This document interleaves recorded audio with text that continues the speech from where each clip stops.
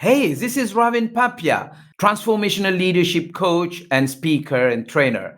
Hey, if you're wanting to learn how to embrace change and navigate through disruption as a leader, then listen to the Leadership is Changing podcast with my good friend, Denis Janutsos. Welcome to Leadership is Changing. Each week, we and our guests provide information and insights through exploring leading change. This is taking your leadership to another level by finding the balance between executive excellence and personal well-being through stories that inspire real change. It's time to adapt in our fast-moving world when leadership is changing with your host, Denis Giannoutsas. Hey, welcome to the show, Leadership is Changing. What we as leaders know to be true is that change is constant. Leaders everywhere confront similar obstacles because people are people, but everywhere you go, leaders are overwhelmed, disrupted, and under pressure. They run from email to email, meeting to meeting. Many leaders are not changing quick enough, which means they run the risk of becoming irrelevant and being left behind. The purpose of the show is taking our listeners' leadership to another level by finding their balance between executive excellence and personal well-being through stories that inspire real change. I believe we don't have enough effective leaders in the world today, and if we can get the leaders to step up and lead change, then they can inspire real change. Hey listeners, it's now time to adapt in our fast-moving world, and today I have a guest with me. His name is Ravin Papiah, and he is started his life by being doomed by doctors of an early childhood death. Being born as a very weak child played into his favor, whereby he was introduced to reading by a teacher while his friends were enjoying their recreational time outside the class playing. He has defied the doctors, and today he stands as a father, reader, trainer, coach, public speaker, writer, politician, and influencer. He's discovered that his purpose is to help others grow to their optimum self. He's a 3 times Amazon number one best-selling author. He's a super achiever recipient in business and entrepreneurship. Ravin is an entrepreneur, having achieved worldwide recognition for ever-living products for 7 consecutive years.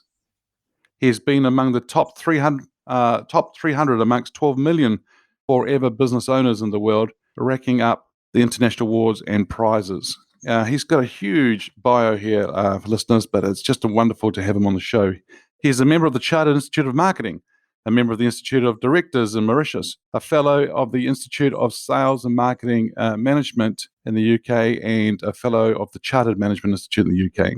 Ravin worked for 7 years in the banking sector and moved to direct selling within the Kirimiji group of companies.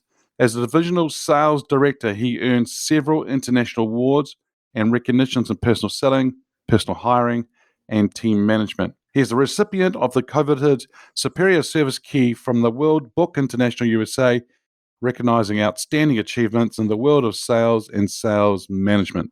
He's currently an executive director and a founding partner of the John Maxwell team, and he's now the managing director of the Mighty Champs Marketing Company and the Professional Leadership Center Limited. Ravin, a massive welcome to you to the show today. Hey, thank you very much. I feel really honored and privileged to be here, Dennis. Awesome. Great. Thank you. Hey, look, you've got a huge bio and you've achieved so much in your life to date. And I'm really looking forward to see where you're going in the future and watching your journey, which will be wonderful to watch. Tell me something. Is there anything else in your background that you like to share with our listeners?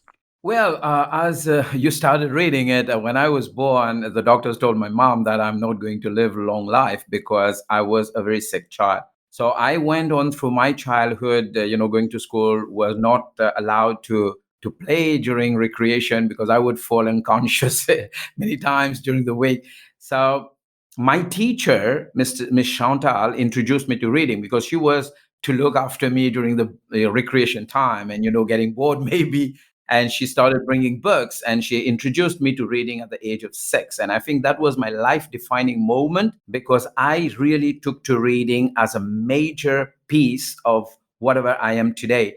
And reading made me discover the world because that was my world. In fact, I started reading, and at 6 years of age, you read, books by Enid Blyton and, all these books. So I identified myself with the superheroes of the books, whereas I was very ultra timid outside. I didn't have friends because, I was bullied because of my situation.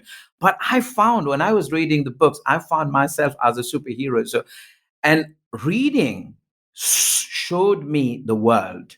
And I saw that, in all those stories, and stories, when you have books, fiction and all, what do they tell you in the story? There's always a superhero is always starting, in a bad shape. And this is what how I could recognize myself. I could see myself as those characters. And books completely changed my life from 6 years of age, and I'm 55 now. So that has been a life defining moment. But all throughout my life, this is how what has pepped me up into becoming the person that I've become today. Fantastic. And, life defining moments is reading and helping you in your life. Now, your surname, Papiah? Papiah. Papiah. Okay, Papiah. Where does that originate from? You see, in Mauritius, we have several, diverse. It's a diverse community. People having come from India, Africa, China, Europe. My parents came from India, from a place that's called Bengaluru or Andhra Pradesh. That's the region where I come from. So that's where the name come from. I mean, maybe that name has been distorted a bit because by British colonies, because at that time Uh-huh. when people were saying their names and they didn't, the language was a barrier because they were not speaking English, and when they were, telling their name.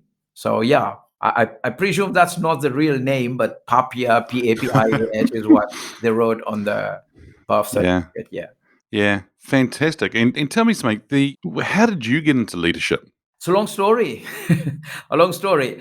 So I told you I started reading. I mean, I was initiated to reading by my teacher in second standard. I was 6 years of age. And then I kept reading on, kept reading on. And then, my life had a lot of bankruptcies, if I can say that, between inverted commas. So in 1998, I lost my job, and I lost my wife. I was like, I was on the verge of divorce. I lost my job, and there was a lady from South Africa called Valage, and I was in really bad shape. I mean, lost job, no income, lost my family. I was with two kids. So she was introduced to me by some other friends, and listening to my story, she took a piece of paper, she wrote something on that paper and said, and gave it to me and said, Ravin, go on the internet and subscribe to this Design. And what was written on that paper was Design at jimroninternational.com. Oh, wow. Jim Rohn. Jim Rohn, 1998. Still remember that year. Fantastic year for me because it was a year that I was going in the rut, but that was when God sent that lady Valage to me, and I went home and I signed up to that Design and started getting those designs. It was free, a free design. I couldn't afford a subscription at that time, so I started getting those designs, free designs. I started learning from the great Jim Rohn. And this is how I was introduced to personal development. So I was reading before, but I didn't have a hint of what personal development was all about. What was leadership? What was personal development? I didn't understand that. But then I understand that there was an industry called personal development, and that was like driven by the great Jim Rohn.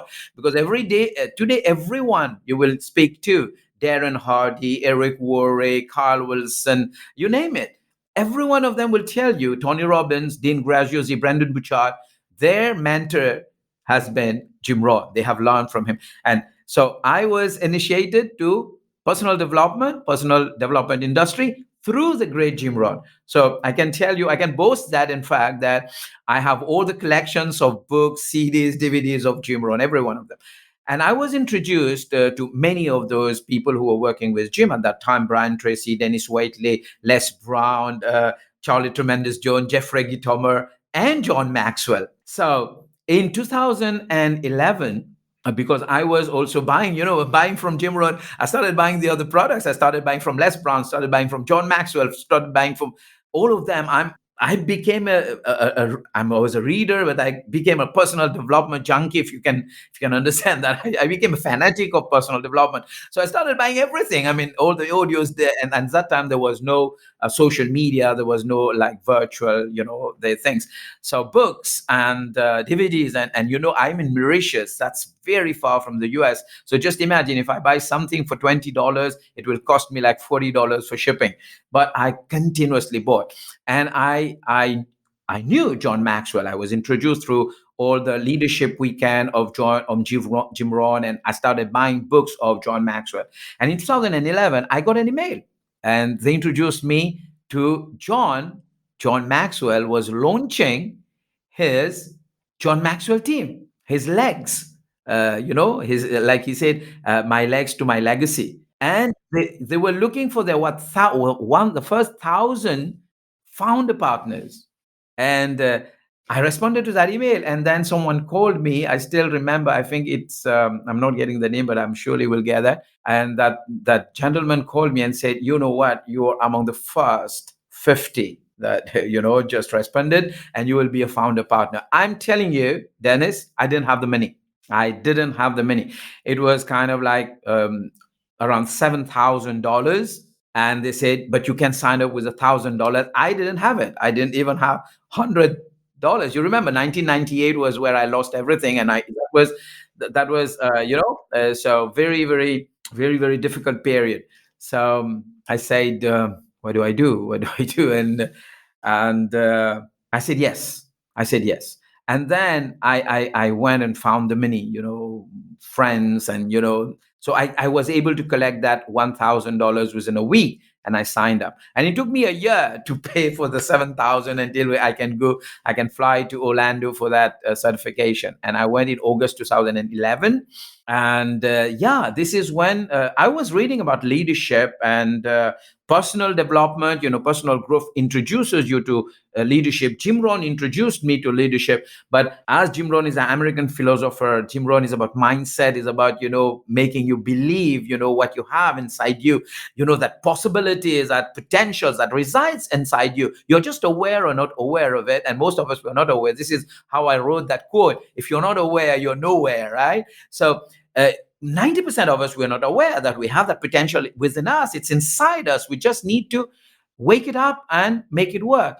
But then John Maxwell was all about leadership. He was a guru of leadership. He talks, he sleeps, I presume he walks, he talks leadership. So when that was offered, I say to myself, I need to be there. I need to be in that team, and I need to be a founder partner. So that's now 9 years, 10 years now that I'm studying leadership with John. And now, his own Mark Hall, and, Chris Robinson and Paul Martinelli, and so many other people. So I got hooked on that leadership because there was so many definitions about leadership. But what I loved is when John says leadership is influence, nothing more, nothing less. So what strikes me is I can influence. I can influence. So this is why it hooked on me. I mean, I was hooked on that word and on that definition as well. Yeah, fantastic. And, tremendous. And so, listeners, I think the biggest thing you could probably take away from here is the fact that invest in yourself. Invest in yourself by reading books. We used to, in the older days, Ravin, we used to say, listen to tapes. And Charlie Tremendous Jones used to say that to us. The difference between you are and success, and that is the people you meet and the books that you read and the tapes that you listen to. Well, we've got MP3 players and so forth nowadays, but whatever it is, team, invest in yourself. And as Ravin said, at times he didn't have the money. And what we're going to say here to you is this: do what you need to do to go out and invest in yourself, to develop yourself, to move forward. And I remember listening to Jim Rohn as well years ago, Ravin, and it's just a fantastic guy. So here's a question for you. Now, this person can be alive or can be from history.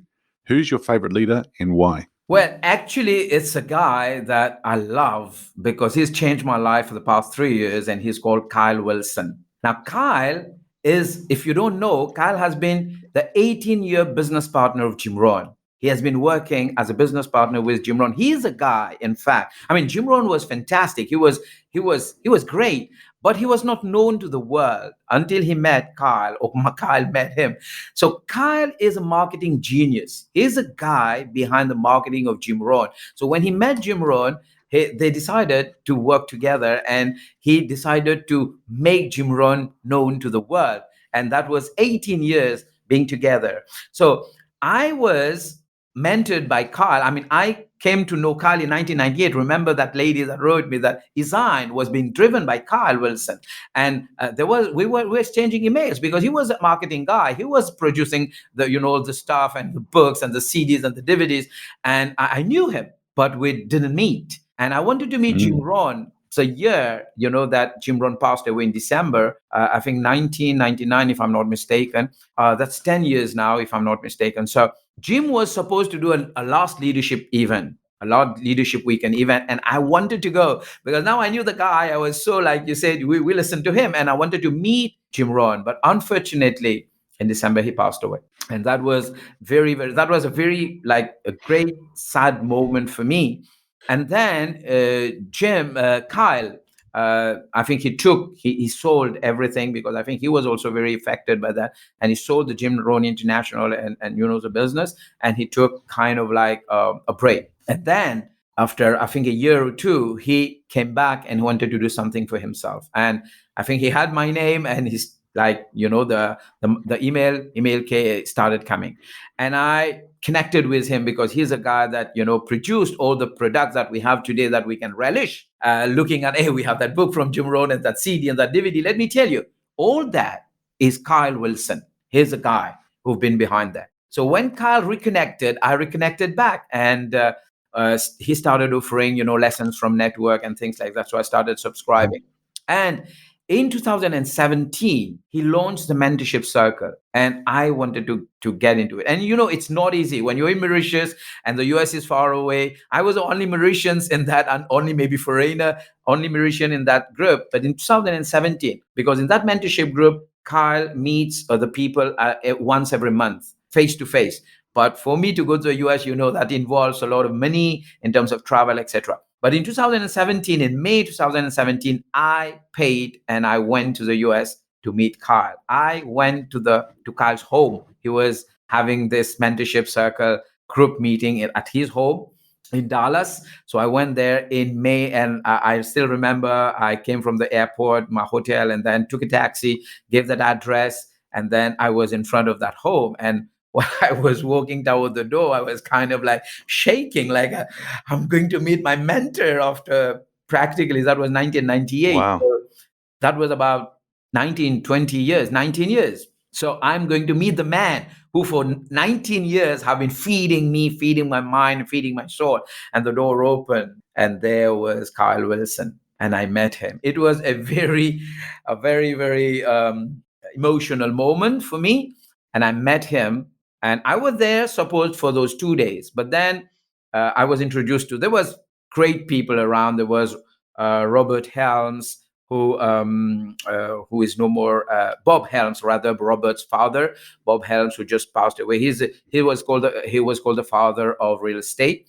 I met Ron White. Maybe you know Ron White, the world memory champion. I met a lot of people, great people, fantastic. But then Kyle told me, Ravin, you've come all the way. I want to meet with you one-on-one for a full day. And then, that you had 2 days, and then the third day. Excellent. Yeah, I had a full day with Carl Wilson. And that day, like Jim Rohn says, the day that turns your life around, Carl Wilson turned my life around on that day. Wow. So he is a guy that I look forward. He is my mentor. He is my friend. But he is a guy who has impacted my life. I mean, all the other mentors like John Maxwell, I mean, they are great, gurus, giants of personal development.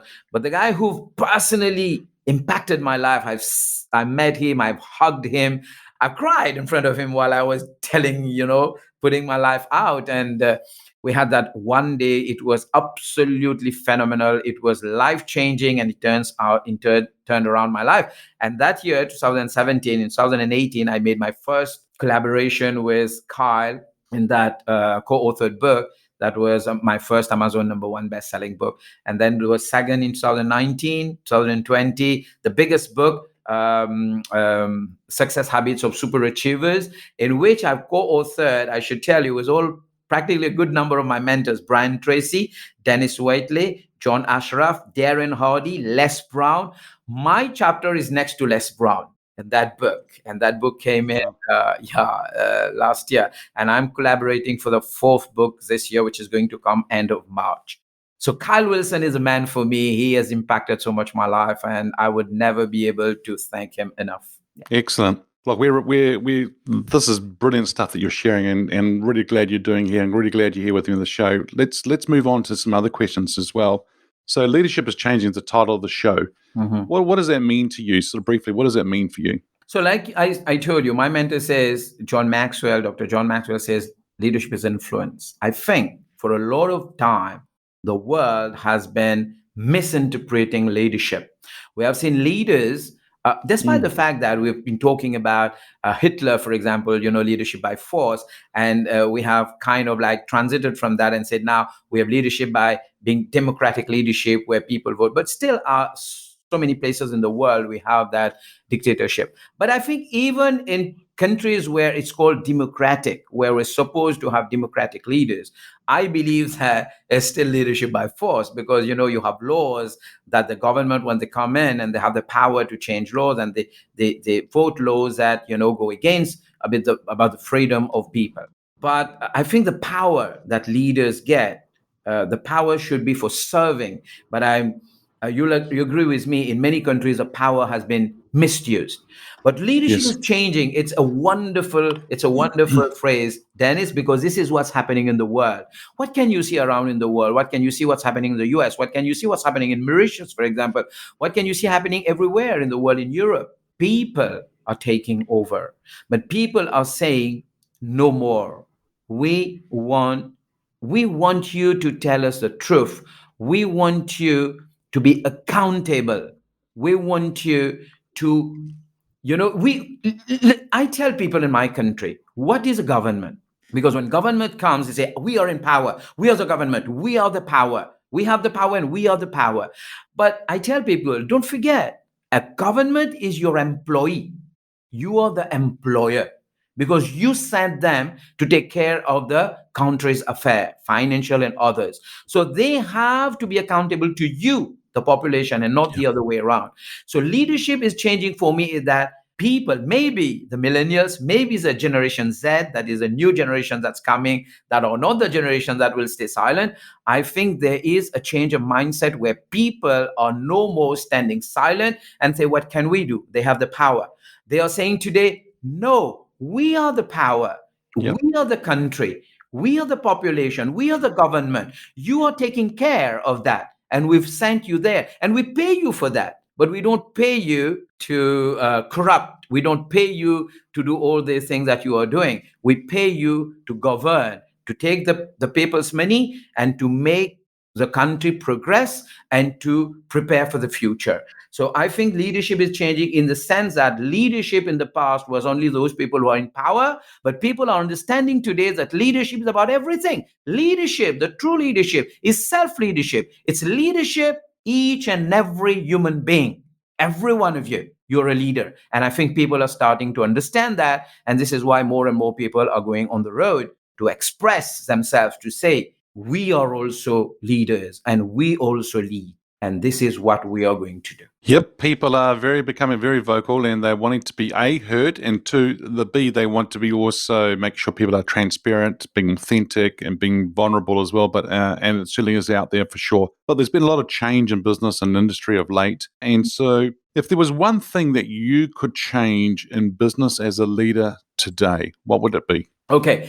I've seen a lot. I mean, in my country, I think everywhere in the world also, maybe that's statistics say that 93% of all new businesses that, launches in less than 3 years, it closed down. 93%. It's huge. It's huge, isn't it? So 93 upon every 100 businesses are going to open. Small entrepreneurs or small enterprise, they are going to close. So I think the problem is not that business is not booming. The problem is not that there's no business. There is business. We have 7+ billion people around in the world. The world has become global with internet, social media, all the platforms that are there. We can sell to anyone in the world. But I think if there's one thing I'm going to change in business today, is to make people understand that they are the business driver, they are the business trigger. If your business is not working, it's not because your price is too high, it's not because people are not buying, it's not because of COVID-19, it's because you are not unleashing that potential that you have to its utmost, to it. You're not optimizing it, you're not becoming your better version, your best version, because inside you is so much. You see, people launch their business, they want to do that, they go into that, they learn about the product or service, and they say, okay, I'm ready, let's go and market. No. When you go out and market and you see the market is difficult because you have a new product, people don't know you, and whatever reasons, people's not buying. And then what happens? You die. You're Mm. frustrated and you stop. Why this happens? Because this is a turning point. This is a turning point. When you are launching and you're not happening to make it happen, you stop and you quit and you say it's not working. This is a turning point. And the turning point is you are vulnerable. You have to Yep. be vulnerable. You have to be vulnerable for growth, but you're vulnerable to quit here. Yep. It means Yeah, absolutely. yeah, you are not resilient. Now, being resilient doesn't happen. You're not born resilient. You have to learn resilience. You have to learn to become resilient. And this is why you said it, Dennis, and all our mentors says the biggest challenge of of producing, of succeeding rather in a business is how good are you? How good are you to accept failure, to accept falling down, and get up again? And get up again and say, here I go again. Here I go again. Because when you talk about business, what do you talk? You talk about Apple. What do you talk? You talk about Steve Jobs. You talk about Microsoft. You talk about Bill Gates. You talk about real estate investing. You talk about Warren Buffett. You talk about leadership. You talk about John Maxwell. These people are resilient. Warren Buffett is over 90. This guy is phenomenal. Now, it's not about his business. It's not about the real estate that's booming. It's Warren Buffett. Because if real estate is booming, why there's no other five names like Warren Buffett, in front? It's because this guy has become the person who can drive that success to a high level, to a next level, and keep getting it there. So one thing that I would want to change in business is to tell people the first thing that you have to work on is not your business, is to work on you and become resilient and become bigger than whatever problems that you're going to face, so that you can eat your problems at breakfast, lunch, and dinner and keep going. Beautiful. And I love the fact that you talk about are you unleashing your potential, right? And it does come to you as an individual. And for a lot of people, they want to go and do something. They want to go and do business, but they're not right. What I call, Ravin, the 6-inch gap, the 6 inches between your ears, right? The attitude, the mindset, and things like that. And if they're not right, that's where they're going to actually have a lot of problems. And, we look at the likes of the John Maxwells, the Bill Gates, and other people who are successful in business, but they didn't get there just by snapping their fingers and clapping their hands. They've gone through a lot as well, but we don't get to see that, right? And that's really interesting. Now, look, you touched on the topic before, and I think you've already answered this question. The question is, how has employees' expectations of leaders changed? And I think you've already answered that by saying people want people to be vulnerable, they want to say things and things like that. So I think we're all good with that question, right? Yep. What makes a leader successful? Because life is so fast, it's moving fast, it's ever changing and so forth. What makes a leader successful today in this fast paced, ever changing world? I think it comes back to the basics. If the leader wants to really be successful, he has to serve the Mm. people, serve his organization, serve the employees, serve the stakeholders, the shareholders, the employees, the customers. Serve.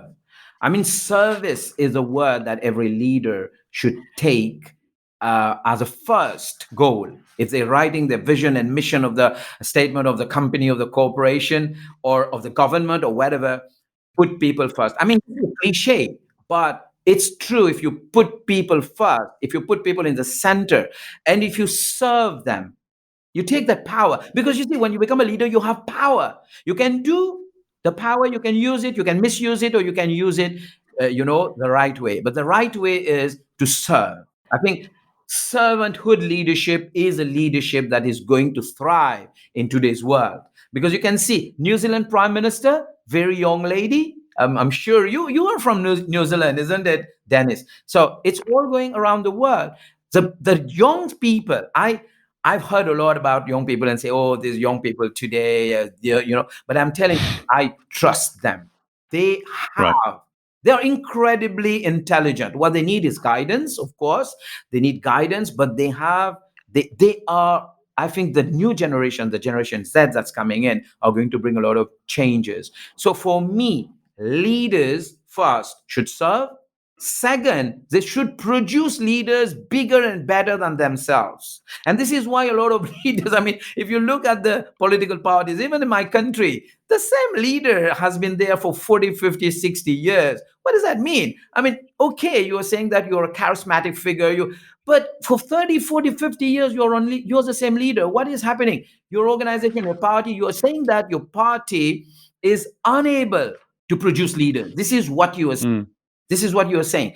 And leaders should be able to produce bigger and better leaders than themselves. And the day they do that, they become a bigger leader. They become, because they have been behind that. So serving and preparing for the succession.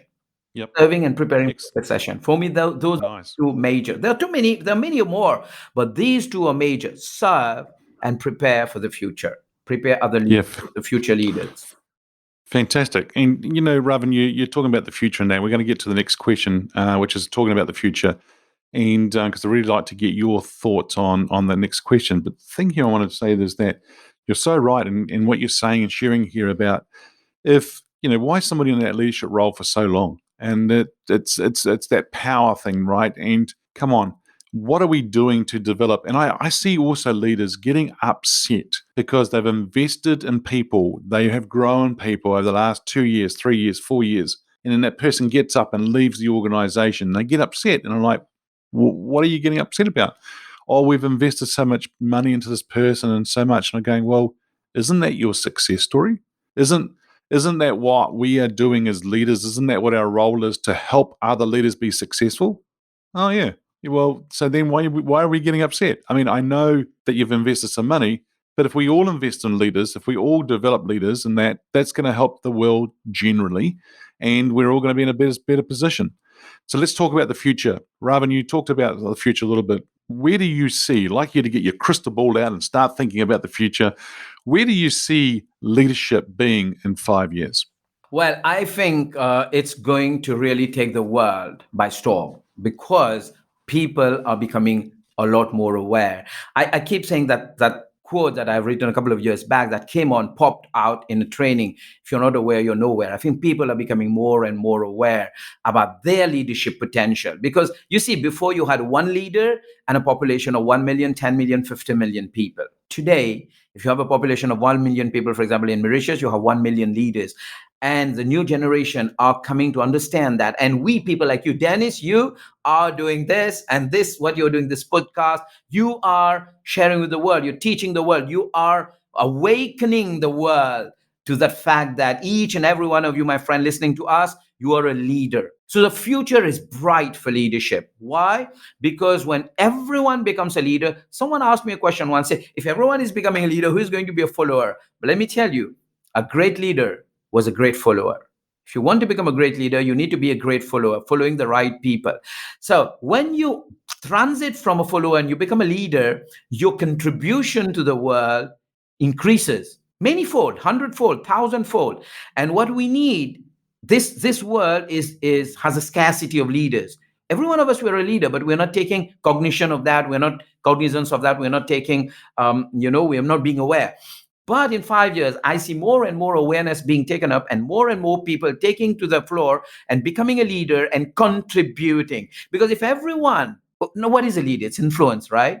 So how do you influence? You have to grow yourself, right? Self-leadership. So if everyone is becoming a leader, means they are investing on themselves, they're becoming a better leader, they're developing their self-leadership, then they are going to influence. Because when they grow themselves, you have to have in order to give. If you don't have anything, what are you going to give?